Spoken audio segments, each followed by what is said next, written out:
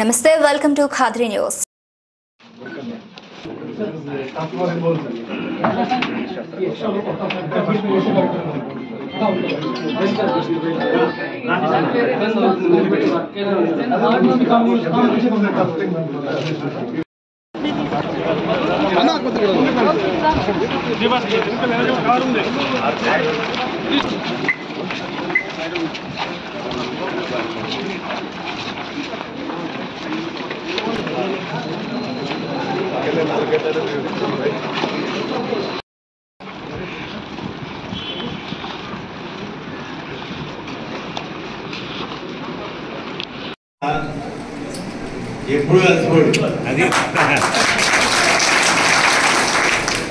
जनसंघ పుట్టిననాటి నుంచి బీజేపీ కార్యకర్త ఈ దేశ హితం కోసం పనిచేస్తున్నాడు. అది భారతీయ జనతా పార్టీగా రూపాంతరం చెందిన తర్వాత 44 సంవత్సరాలుగా పనిచేస్తున్నాడు. మొదట్లో ఇక్కడ అధికారం లేదు, పనిచేస్తూనే ఉన్నాడు, కానీ అలసిపోలే. ఆ అలసట లేని పని చేస్తూ ఉన్నాడు కాబట్టి ఇవాళ ఒకసారి కాదు 2 సార్లు నరేంద్ర మోడీ గారి నాయకత్వంలో జిల్లాలో వివిధ విభాగాలకు సంబంధించిన అధికారిక సమీక్షా సమావేశం నేను పుట్టపర్తికి వస్తున్న నేపథ్యంలో జిల్లా అధ్యక్షులు సాయంత్రం వస్తున్నారు కదా, మళ్ళీ నేను బెంగళూరుకి వెళ్ళి బెంగళూరు నుంచి విజయవాడ వెళ్ళాల్సిన పని ఉంది. అంటే ఆయన 2 కార్యకర్తలను కలవాలి, అందుబాటులో ఉన్న కార్యకర్తల్ని కలిసే అవకాశం ఇవ్వాలని నేను అధ్యక్షుడితో ఉన్నా. జిల్లా అధ్యక్షుడు అవకాశం ఇవ్వమని అడగడం ఏంటి, ఆదేశించాలి. కానీ ఆయన ఆదేశించాలనేసరికి నేను ఒక్కడైతే సరిపోలేమో అనుకుని జిల్లా ఇన్ఛార్జీలు పట్టుకొచ్చి 2 కలిసి ఆదేశించారు. అది నాకు తప్పే పరిస్థితి ఏముంది, మనసులో ఉన్నది కార్యకర్తలను ఎక్కడ పోయినా కలవాలా, మాట్లాడాలా అని. కానీ ఈ అధికారిక కార్యక్రమాలు, ఇతరత్ర కార్యక్రమాల కారణంగా వాడికి ఎక్కడన్నా అంతరాయం కలుగుతుందేమో, ఆ పనుల సందర్భంగా వచ్చిన ప్రజలు వాళ్ళ సమస్యలు వినిపించి ఆ సమస్య దీంట్లో ఉంటాం, ఆ సమయంలో కార్యకర్తలు ఎవరైనా సరిగా పలకరించలేమో, గుర్తుపట్టినట్టు ఉంటే గుర్తుపట్టినప్పుడు సరిగ్గా పలకరించకపోతే కార్యకర్తలు నొచ్చుకుంటాడేమో అని ఒక భావన నాలో ఎప్పుడు ఉంటుంది. అందుకని నేను ఆలోచిస్తాను, దాన్ని మిక్స్ చేద్దామా లేదా. నేను చెప్పాను ఒకసారి మళ్ళీ వస్తాను, ప్రత్యేకంగా వస్తానని. లేదు కొంతమంది నన్ను కలవాలని. సరే మీరు ఆదేశించిన తర్వాత ఆర్డర్ చేసిన తర్వాత జిల్లా అధ్యక్షుడు కార్యకర్త పాటించకపోతే మళ్ళీ అది క్రమశిక్షణ ఉల్లంఘన కిందికి వస్తుంది కదా అని చెప్పి, అయితే ఆయన అన్నట్టుగా ముందుగా అధికారిక కార్యక్రమం ముగియలేదు, ముందుగా కార్యకర్తల్ని కలవడం కోసం దాన్ని ముగించేలాగా చేశారు. దాన్ని ముగించేలాగా చేస్తే ఒక అర్ధగంట అందరితో కలిసి మాట్లాడే అవకాశం కలుగుతుంది అనే ఉద్దేశంతో చేయడం జరిగింది. చాలా సంతోషం. ఇవాళ ఉదయమే చెప్పినప్పటికీ కూడా అందుబాటులో ఇంతమంది కార్యకర్తలు రావడం, ఉత్సాహంగా వాళ్ళందరూ పలకరించడం, ఇంతమంది కలిసే అవకాశం కల్పించడం నేను ధన్యవాదాలు తెలియజేసుకుంటూ మీ అందరికీ కూడా నేను ప్రత్యేకంగా ధన్యవాదాలు తెలియజేసుకుంటున్నాను. మిత్రులారా, ఇవాళ రాష్ట్రంలో పరిస్థితులు మారాయి. భారతీయ జనతా పార్టీ ఒక ఎమ్మెల్యే కూడా లేని పరిస్థితి, 8 మంది ఎమ్మెల్యేలు, 3 మంది ఎంపీలు ఆంధ్రప్రదేశ్ నుంచి వచ్చారు. వాళ్ళలో ఒకడు మీ మధ్య నుంచి వచ్చిన కార్యకర్త మంత్రి కూడా అయ్యే అవకాశం వచ్చింది. భారతీయ జనతా పార్టీ మీరు ఎవరిని చూసినా అనేక సంవత్సరాల పాటు పనిచేసిన చిత్తశుద్ధితో, సిద్ధాంత పట్ల చిత్తశుద్ధి, నిబద్ధతతో పనిచేసిన కార్యకర్తని పార్టీ ఏదో సమయంలో గుర్తిస్తుంది. నేను ఒక్కనే పనిచేశానని చెప్తా, అందరూ కార్యకర్తలు పనిచేస్తున్నారు. అర్హత కలిగిన వాళ్ళు చాలా మంది ఉన్నప్పటికీ కూడా అవకాశం నాకు ఒకరికే ఇవ్వాలనుకున్నప్పుడు ఎవరికొకరికి అవకాశం వస్తుంది. ఆ అవకాశం నాకు వచ్చింది. దానికి నేను ప్రత్యేకంగా కేంద్ర నాయకత్వానికి ధన్యవాదాలు తెలియజేస్తూ, ఈ కార్యకర్తకు తగ్గిన గౌరవం మీ అందరికీ తెలిసిందే. కార్యకర్తకు తగ్గిన గౌరవమే. అయితే వీటన్నిటికీ అసలు మనం ఇక్కడ ఎమ్మెల్యేకి వెళ్ళగలగలం.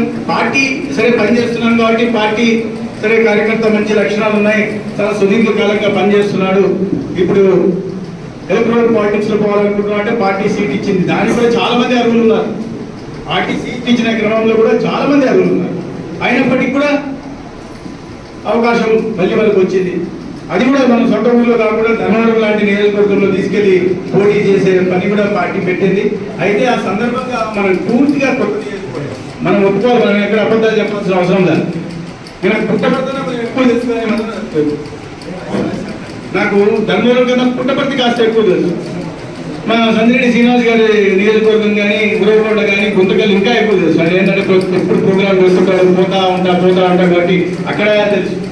అయితే కొత్త నియోజకవర్గం ఈ సందర్భంగా మనం ప్రత్యేకంగా కార్యకర్తలందరికీ నేను ఈ విజయానికి దోహదపడిన ప్రతి కార్యకర్తకు కూడా చేతులు ఎత్తి నమస్కరిస్తూ ధన్యవాదాలు.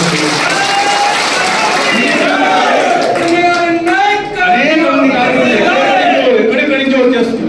అందుకే అతను ఎమ్మెల్యేగా ఉండే అతను ఒక మాట అన్నాడు, ఈయన బయట వ్యక్తి ఎవరు లేరు అని ముందు ఎక్కడ పోలేదు, ఏ సందులో పోలేదు, ఏ గుందులో పోలేదు. మళ్ళీ కొన్ని రోజులు అదే వ్యక్తి మాట మార్చి ఇది పుట్టపుడుకుల మాదిరి ఎక్కడెక్కడి నుంచి వచ్చేస్తున్నారు, కానీ ఇక్కడ కాదు, బెంగళూరు నుంచి వస్తున్నారు, హైదరాబాద్ నుంచి వస్తున్నారు, కడప నుంచి వస్తున్నారు, మదంపల్లి నుంచి వస్తున్నారు, చిత్తూరు నుంచి, రాజమండ్రి, విశాఖపట్నం నుంచి అంటారు. వాడు ఢిల్లీ నుంచి కూడా వస్తాడు రా, ఢిల్లీలో పనిచేసే పార్టీ ఎక్కడి నుంచి వస్తారు, ఉత్తరప్రదేశ్ నుంచి కూడా వస్తారు. అన్ని చోట్ల నుంచి రావాలంటే నేను ఆపే పరిస్థితి ఉంది. అది పరిస్థితి. అటువంటి అతను ఎవరు లేరు అనే వ్యక్తి ఏది చుట్టూ 2,000 మంది తిరుగుతున్నారు అనే పరిస్థితికి వచ్చారు. ఆ కార్యకర్తల బలం ఇవాళ మన విజయానికి పనిచేసిందనే విషయం అందరికీ నేను ఆ సందర్భంలో నేను నా ఒత్తిడిలో పనిలో ఇప్పుడు కూడా అయిన తర్వాత కూడా మంత్రి అయిన తర్వాత కూడా ఒత్తిడి ఏదైనా ఒత్తిడి ఉంటాను. ఎందుకంటే ఆ పరిస్థితి, ఆ భారం అలా ఉంది నా నెత్తి.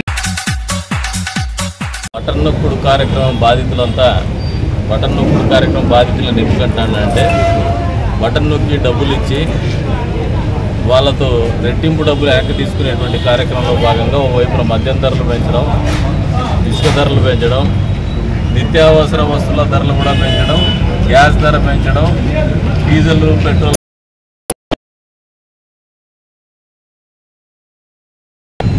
ఈ కొత్త ప్రభుత్వం కూటమి ప్రభుత్వం ఏర్పడిన వెంటనే సామాన్య ప్రజలు నిత్యావసర వస్తువులు కొనడంలో ధరాఘాతం పడకూడదు అంటే శరాఘాతంగా మారినటువంటి ధరలు ధరాఘాతంగా మారకూడదనే ఆలోచనతోనే చంద్రబాబు నాయుడు గారి ఆలోచనతో ఈ రోజున ఈ కూటమి ప్రభుత్వం నిత్యావసర వస్తువుల ధరలు మీరు ఒకసారి గమనించి బ్యాడ్లు 181 రూపాయలు ఉంది.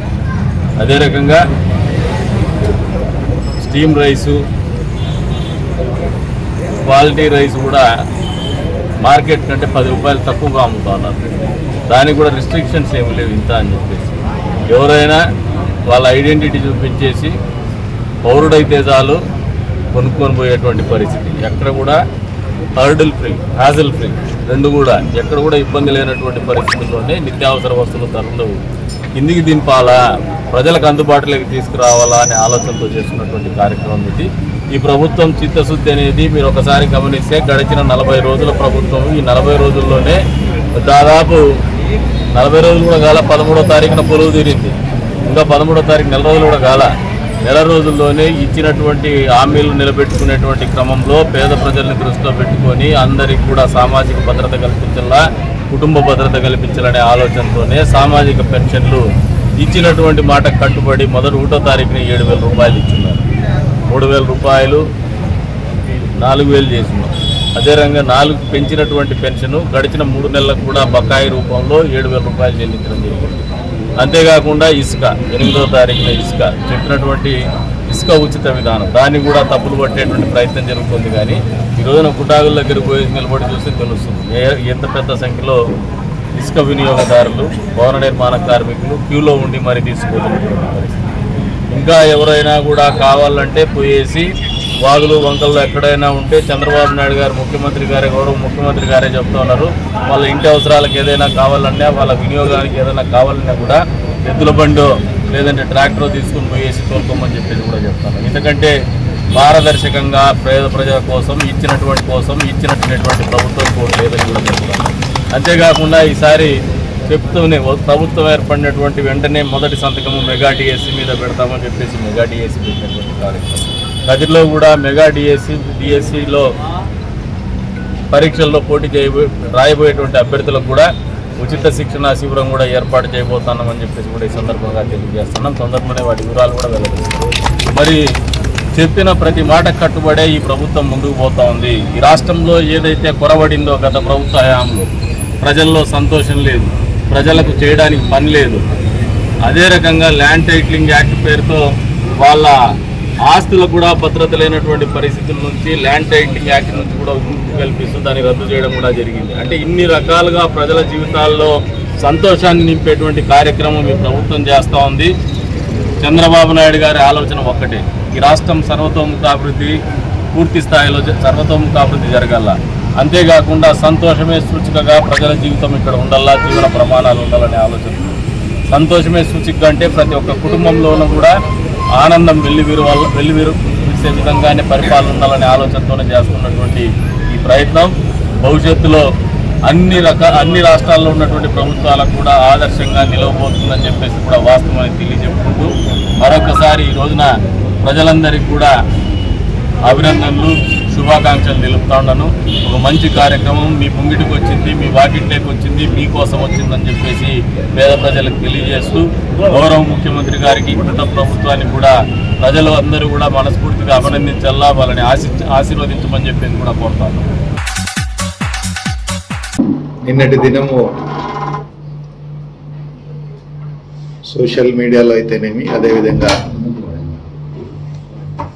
ఒక వార్తాపత్రికలు అయితేనేమి, వైఎస్ఆర్ కాంగ్రెస్ పార్టీ వ్యతిరేక కార్యకలాపాలకు పాల్పడుతున్న కంప్లైంట్స్ వచ్చినందున నన్ను సస్పెండ్ చేసినట్టుగా ఒక వార్త రావడం జరిగింది. పార్టీని నేను ఎప్పుడు కూడా మోసం చేయలేదు. పార్టీనే నన్ను అనేక రకాలుగా మోసం చేసింది. గడిచిన 10 సంవత్సరాలుగా ఈ నియోజకవర్గంలో వైఎస్ఆర్ కాంగ్రెస్ పార్టీని ఒక బలవంతమైన శక్తిగా తీర్చిదిద్దగలిగిన, కుక్కలు చింపిన విస్తరలా ఉన్న ఈ పార్టీని ఒక్కొక్క ఇటుక పేర్చి ఒక దుర్భేద్యమైన కోటలాగా నేను చేయగలిగిన 2014 ఎన్నికల ముందు, ఎన్నికల సమయంలో పార్టీ పూర్తిగా కాడి కింద పడేసి ఎన్నికలు ఎదుర్కోవడానికి కూడా సిద్ధం లేని పరిస్థితుల్లో నేను పార్టీని భుజాన వేసుకొని 2014 ఎన్నికల్లో జిల్లాలో 2 నియోజకవర్గాల్లో గెలిస్తే కదిర్లో గెలిపించడంలో నా కృషి ఉంది, నా పాత్ర ఉంది. నిస్వార్థంగా ఏమీ ఆశించకుండానే ఆ రోజు నేను పనిచేసిన. ఆ తర్వాత కూడా నాకెప్పుడు ఎమ్మెల్యే కావాలనో, పార్టీలో ఇంకోటి ఏదో కావాలనో నేను ఏ రోజు కూడా ఆశించలా. 2014లో గెలిచిన ఎమ్మెల్యే కేవలం 2 సంవత్సరాల్లో పార్టీని మోసం చేసి, పార్టీ ఫిరాయించి పార్టీలో నుంచి వెళ్ళిపోతే, అటువంటి పరిస్థితుల్లో పార్టీ నాకు బాధ్యతలు అప్పగించింది ఇన్ఛార్జిగా ఇక్కడ. మరి ఆ రోజు పార్టీ పరిస్థితి ఏ విధంగా ఉండిందో ఈ నియోజకవర్గంలో ప్రతి వైఎస్ఆర్ కాంగ్రెస్ పార్టీ కార్యకర్తకు కూడా తెలుసు. మరి అటువంటి పరిస్థితి నుంచి పార్టీని ఎన్నికల ముందు 3 సంవత్సరాల పాటు నా స్తోమతకు మించి నా భుజాల మీద మోసిన నేను. రైతు భరోసా యాత్ర మొట్టమొదటిసారి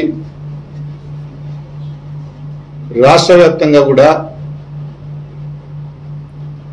ప్రాచుర్యం పొందింది, రాష్ట్ర వ్యాప్త కార్యక్రమంగా గుర్తింపు పొందింది ఈ కదిరి నియోజకవర్గంలో. ఆ గెలిచిన రోజు నుంచి కూడా 5 సంవత్సరాల్లో నా వ్యక్తిగత పనులనేటివి అన్ని కూడా పక్కన పెట్టి కేవలం నియోజకవర్గ అభివృద్ధి, పార్టీ క్యాడర్కి అందుబాటులో ఉండే కార్యక్రమాలే చేసిన నేను. 365 రోజులు, రోజు 24 గంటలు అర్ధరాత్రి వచ్చినా కూడా ప్రజలకు కానీ కార్యకర్తలకు కానీ అందుబాటులోనే ఉన్నా నేను. కోవిడ్ సమయంలో కూడా నా ప్రాణాలకు తెగించి నేను పనిచేసిన ఈ నియోజకవర్గంలో ఆ తర్వాత కూడా ఎన్నికల ముందు ఇచ్చినటువంటి ఎన్నో అభివృద్ధి కార్యక్రమాలు, హామీలు ఇచ్చిన అభివృద్ధి కార్యక్రమాలు, ప్రభుత్వం నుంచి ఏమాత్రం సహకారం లేకపోయినా కూడా ప్రభుత్వం బిల్లులు ఇవ్వకపోవడం వల్ల ఏ ఒక్కరూ పనులు చేయడానికి ముందుకు రానటువంటి పరిస్థితుల్లో కూడా చెప్పిన మాటకు కట్టుబడి దాదాపుగా 120-130 గ్రామాలకి ఈరోజు రోడ్లు వేయగలిగినాం. నా శక్తికి మించి నా సొంత డబ్బుతో నేను వేసిన, కాంట్రాక్టర్లందరూ రాని పక్షంలో ఈరోజు ఆ 120-130 గ్రామాల్లో వైఎస్ఆర్ కాంగ్రెస్ పార్టీ అభ్యర్థి ఓటు వేయడానికి, ఓటు వేయమని అడిగే అవకాశం దొక్కింది అంటే నేను వేసినటువంటి రోడ్ల వల్లనే. లేదంటే ఊర్ల బయటనే కంపలేసి చాటలతో పరకలతో కొట్టుండేవాళ్ళు ప్రజలు. అదేవిధంగా హంద్రీనివా కాలువ తలుపుల ఎన్పికుంట మండలాలకి మరి ఆ కాలువ ద్వారా నీళ్లు ఇస్తామని ఎన్నికల్లో హామీ ఇచ్చినాం. 6 నెలల్లోనే ఇస్తామని చెప్పి కూడా హామీ ఇచ్చినాం, చేయలేకపోయినాం. కేవలం మిగిలిపోయిన 200 మీటర్ల టన్నల్ను పూర్తి చేయడానికి దాదాపుగా 3 సంవత్సరాలు పట్టింది. కాంట్రాక్టర్ల కాళ్ళు చేతులు పట్టుకొని నేను పూర్తి చేయించుకున్నా. ఆ మిగిలిపోయినటువంటి వర్కులు కేవలం 8 కోట్ల రూపాయలు బిల్లులు ఇవ్వకపోవడం వల్ల 4 సంవత్సరాల్లో కూడా హంద్రీనివా కాలువ పనులు పూర్తి చేయలేకపోయినాం. చివరికి కాంట్రాక్టరు ఈ డిఫాల్టర్ ప్రభుత్వంలో మేము పని చేయలేము అని చెప్పి క్యాంపులతో ఉన్నటువంటి సామాన్లు కూడా అమ్ముకొనేసి వెళ్ళిపోయిన పరిస్థితుల్లో మరి రాబోయే ఎన్నికల్లో వైఎస్ఆర్ కాంగ్రెస్ పార్టీ తరఫున ఫ్యాన్ గుర్తుకు ఓటేయమని ఆ 2 మండలాల్లో ఓటు అడగడానికి పోతే మొహం మీద ఉమ్మేస్తారనే భయంతో నా సొంత డబ్బుతో, నా సొంత ఖర్చుతో దాదాపుగా 4 నెలలు కాలువ మీదే ఉండి నీళ్లు పోవడానికి కావలసినటువంటి అన్ని అడ్డంకులు కూడా తొలగించి 2 మండలాలకు కూడా నీళ్లు తీసుకుపోగలిగిన కేవలం పార్టీ రేపొద్దున ఓటు అడగడానికి పోయే అవకాశం కూడా ఉండదన్న ఆలోచన. నేను ఎక్కని గడపలేదు, దిగని గడపలేదు. ఈ ప్రభుత్వం నుంచి ఏమాత్రం సహకారం లేకపోవడం వల్ల దాన్ని కూడా అర్ధాంతరంగా పూర్తి చేయలేకపోయినాం. నిత్యం పార్టీ కోసం, పార్టీ ఎన్నికల ముందు ఇచ్చిన హామీలు నెరవేర్చడం కోసం 365 రోజులు కూడా నేను పనిచేశాను. స్థానిక సంస్థల ఎన్నికలు అన్నింటిలో కూడా మేము గెలిపించుకోగలిగినాం. మరి ఇన్ని చేసిన తర్వాత కూడా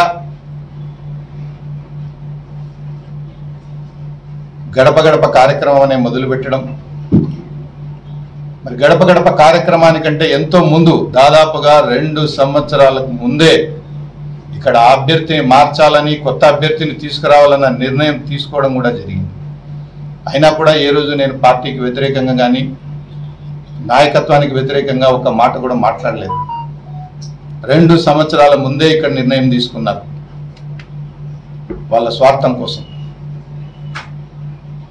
మరి ఆ తర్వాత దాదాపుగా 230 రోజుల పాటు 1,00,000 ఇళ్ళు పైన గడప గడపకు కూడా నేను పూర్తి చేసిన. రాష్ట్రం అంతా కూడా పూర్తి చేసిన 20 మందిలో నేను ఒకడిని. అయినప్పటికీ కూడా మోసపూరితంగా ఇక్కడ అభ్యర్థిని మార్చినారు.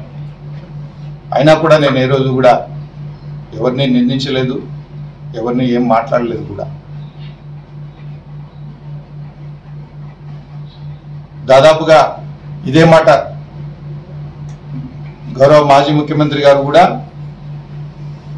నన్ను పిలిచి టికెట్ మారుస్తున్నామని చెప్తే పల్లెత్తు మాట కూడా నేను మాట్లాడలేదు, మార్చుకోమని చెప్పి వచ్చేసిన. నేను ఏ రోజు కూడా నేను ఎందుకు మార్చినారనే విషయం కూడా మాట్లాడలేదు. రాష్ట్రంలో ఏ నియోజకవర్గంలో లేని విధంగా దాదాపుగా 90% పైచిలుకు ప్రజాప్రతినిధులు రాజీనామాలు చేసినారు. మళ్ళీ నాకే టికెట్ ఇవ్వాలి అని చెప్పి వాళ్ళందరూ కూడా రాజీనామాలు సమర్పించి పార్టీ దృష్టికి తీసుకెళ్లారు. ఏ ఒక్కరి అభిప్రాయం కూడా తీసుకోలేదు. ఇంతమంది ప్రజాప్రతినిధులు, ఇంతమంది క్యాడరు నా వెంట నిలిచి నాకు మద్దతు తెలిపినా కూడా నిర్దాక్షిణ్యంగా ఎవరినో అనామకుల్ని తీసుకొచ్చి రాత్రికి రాత్రి టికెట్ కేటాయించినారు. అయినప్పటికీ కూడా పల్లెత్తు మాట కూడా నేను ఏ రోజు కూడా పార్టీని కానీ పార్టీ నాయకత్వాన్ని కానీ ఏ రోజు కూడా విమర్శించలేదు. ఎన్నికల సమయంలో కూడా ఆ 6 నెలలు కూడా, ఎన్నికల ముందు 6 నెలలు కూడా స్థానిక ఎమ్మెల్యేగా, సిట్టింగ్ ఎమ్మెల్యేగా అన్ని రకాలుగా నన్ను అవమానం చేసినారు. నాకు కనీసం ప్రోటోకాల్ కూడా ఇవ్వకుండా అధికారులందరికీ కూడా ఫోన్లు చేసి నా ఫోన్లు కూడా ఎత్తద్దని చెప్పి నన్ను ఓవైపు అవమానం చేసింది మీరు.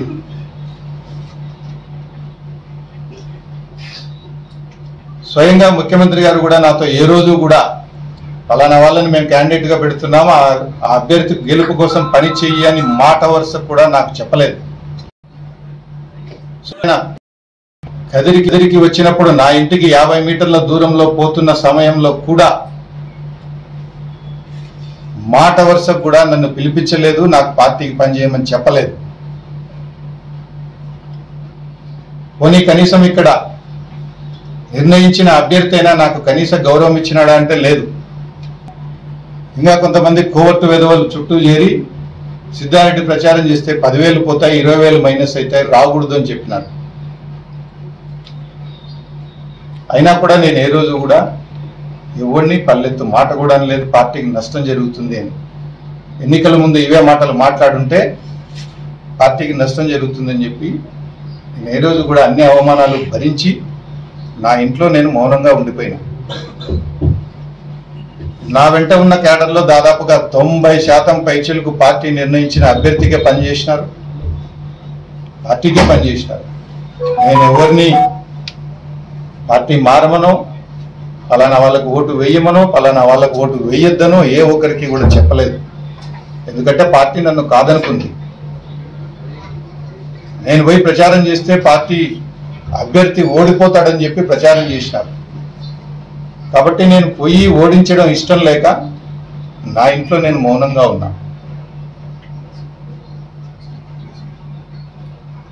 మరి ఇటువంటి పరిస్థితుల్లో ఎక్కడో ఒక 5% క్యాడర్ వాళ్ళ సొంత ఊళ్ళల్లోనో వాళ్ళ సొంత పంచాయతీలోనో ఎవడి పెత్తనమో మేము భరించలేమంటూ కొంతమంది వెళ్ళిపోయినారు, వేరే పార్టీలోకి వెళ్ళిపోయినారు, వేరే పార్టీకి పనిచేసినారు. అది స్థానిక కారణాలతో కొంతమంది పార్టీ వాళ్ళని, కనీసం ఎంపీపీ స్థాయిలో ఉన్న వాళ్ళని కూడా ఏ రోజు కూడా పలకరించకపోవడం వల్ల కొంతమంది పార్టీకి పనిచేయలేదు. అంతే తప్ప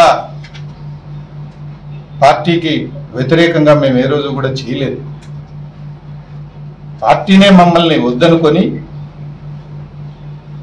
పార్టీనే మమ్మల్ని మోసం చేసింది తప్ప మేము ఎప్పుడు కూడా పార్టీకి వ్యతిరేకంగా పనిచేయలేదు.